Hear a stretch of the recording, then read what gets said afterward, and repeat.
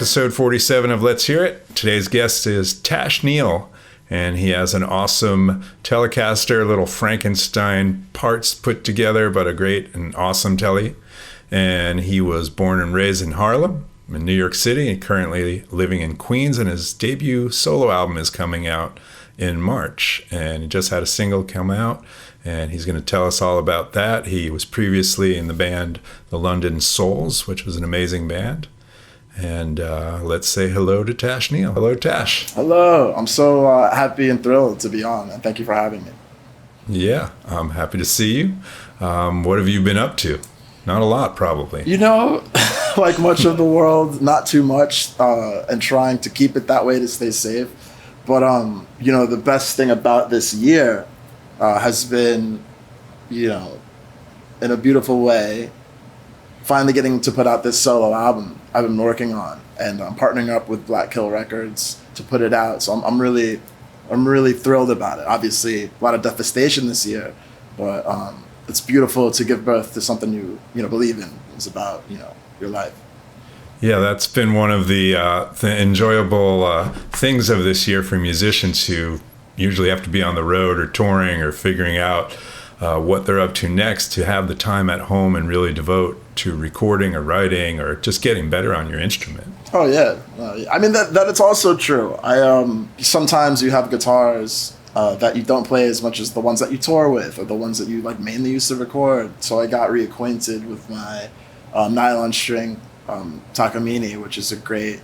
My first actual guitar I got when I was 13 that had some electricity in it. I asked my parents for an electric guitar. Christmas morning, I get downstairs, I see a guitar case. I'm like, oh, here we go. And I open it, and it's a nylon string. And it was a single cutaway, but it was a nylon string. I look at my dad, I said, what? And he said, it's electric. And I said, you. He knew I wanted a Gibson or Fender, whatever it was. But yeah. That's great. Well, maybe we'll bring you back on in a few months, and you can show us that one. Yeah, absolutely. But what do you got today? Tele. Well, yeah, this is pretty much I call it, the Tele, the only Tele I have, but it's actually a Frankenstein made of different parts. This is completely different body, I believe from 59 or 60, maybe 61. Thick neck, which I really love. My first actual electric guitar was a Gibson 335. And that's a heavy kind of guitar, and Gibsons are mainly, got those necks. And so I was used to that. And this really felt so inspiring when I first played it, and the neck has a lot to do with that. Also, unlike a lot of guitars, it's got this one pickup and one knob, which I also love. No choices, just turn up or turn down. That's it. That's great. Tell me a little bit about the solo album you have coming out, and any just details on that. I know there's a single out now, but tell us a little more. Yeah, I mean, it's years in the making. Mixed it for a couple of years, but I'm very, very proud of it. It's about, I went through a pretty near fatal car accident a few years back, so it's a lot about that. The first material I got to put out about any of that, and relationship to life and death. Some tracks recorded in Nashville at Dan Auerbach Studio, produced a couple. A lot of time spent, that was a lot of time spent wanting to writing that album. But sonically, I'm very proud of how it differentiates itself from a lot of rock records sound-wise. When I mixed it, I wanted it to sound like a very bumping party in the other room. So I would go outside when we were mixing and make sure that it was inviting enough that I had FOMO, if I was like, oh man, I need to be at that party. I need to get in the other room, So it had to feel like that. So I'm really excited for people to hear a record like that with guitars on it, solos and mixing all the genres of music in a way. What other musicians are on the record? I played a lot of instruments. My brother Chris from the Souls is on it. We have Weedy Brahma, the great percussionist, is on a song called Something Ain't Right, which is a single that's out right now. That came out in November. Super timely. Wrote that about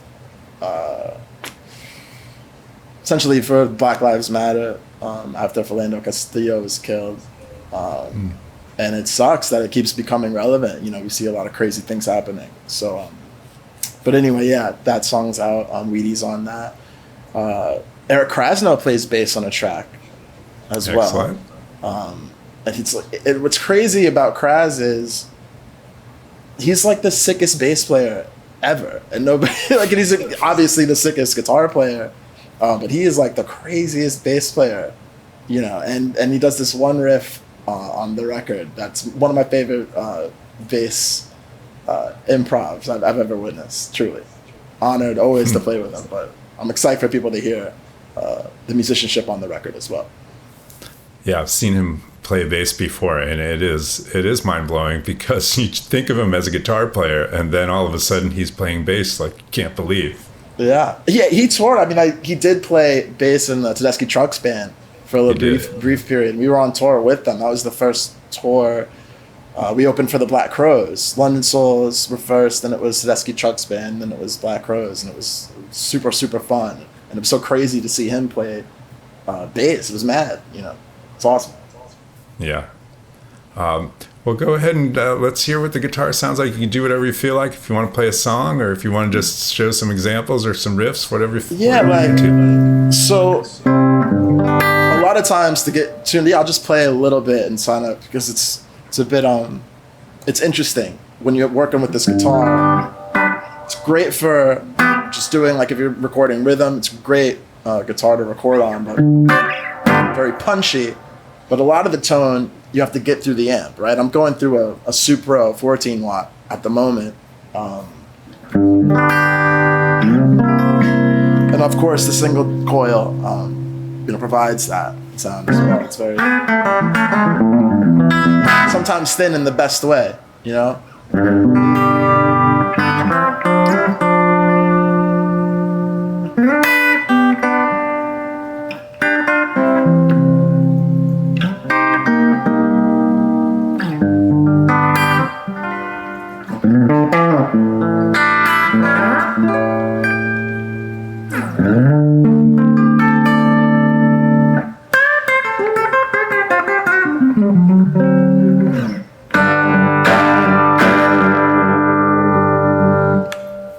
Also like that it's got a great country kind of sound as well. Like if you want to do that kind of thing, it definitely adds the George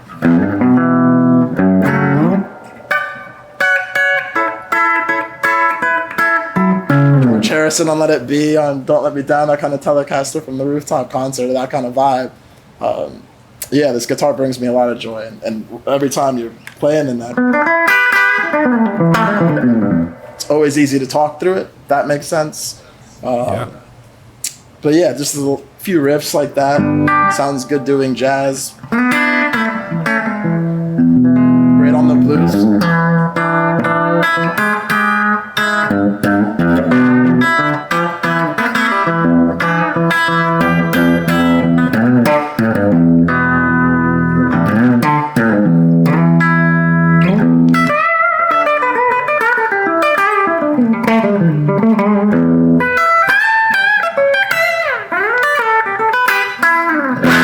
That kind of thing, you know? That sounds great. So, are you playing through any pedals? No. Straight through the amp. Amazing. And I like school. that way. Yeah, I like that's the thing also about no pickups and eliminating the choices. You kind of have to find variety within the neck, within the wood of the guitar itself, you know? And I love eliminating those choices, because you have to get to know it and play a little differently to get different sounds, if you will. Yeah.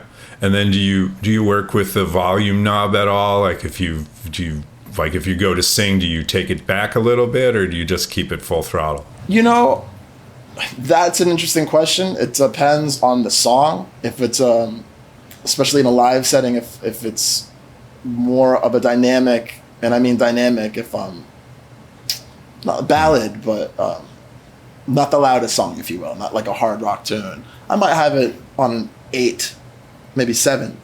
But if you like kind of that that feeling of like exploding underneath the tone. I like to keep it on 10 in that way. You can play quietly, maybe with your fingers, but if you have it on 10, you can also bark a little bit. Yeah. You know?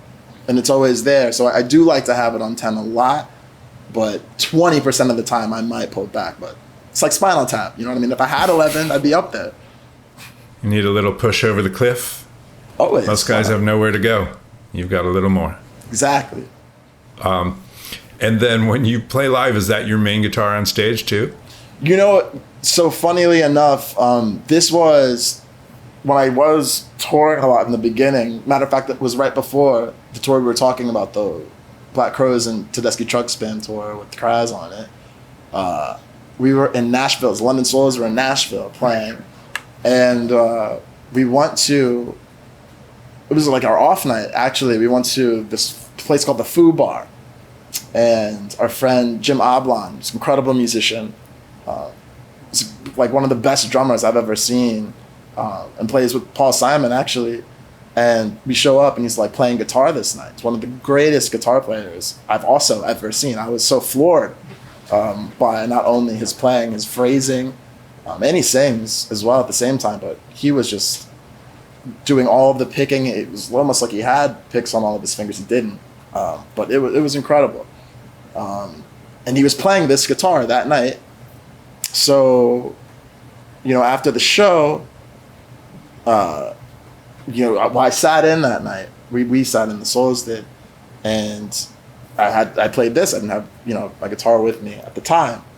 So I played it, and we were just, like I said, I'm spiritually connected to the neck or the body of this guitar. So like it started playing all this stuff. And, you know, I was moved by the playing, and he was too.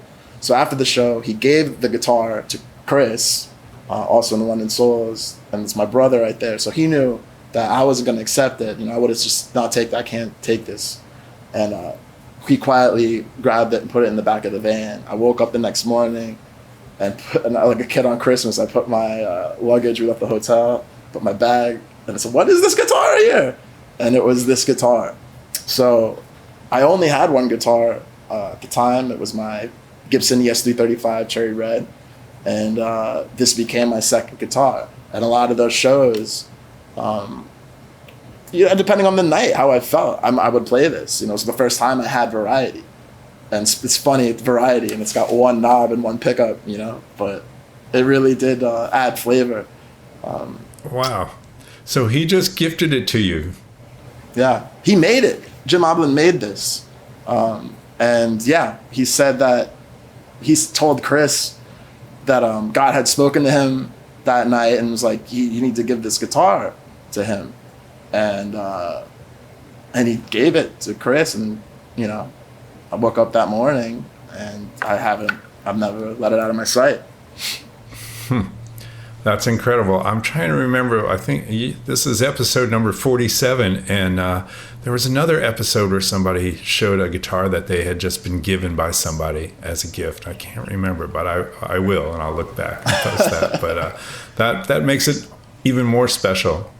So I love hearing that story, and I'll let you go back to your day, but if you want to give us a couple more riffs, that'd be great. And the album, what's the title of your album? You know, we're calling this album Charge It to the Game. And what's the release date again? Looking at March. So everyone Awesome. Keep your eyes and ears open. Very, very excited. And there'll be singles in between. I'll put out another single later this month in January. Great. Yeah. And of course, thanks, I want to play more riffs. All right, give me some more riffs, and then we'll see you later. Much love.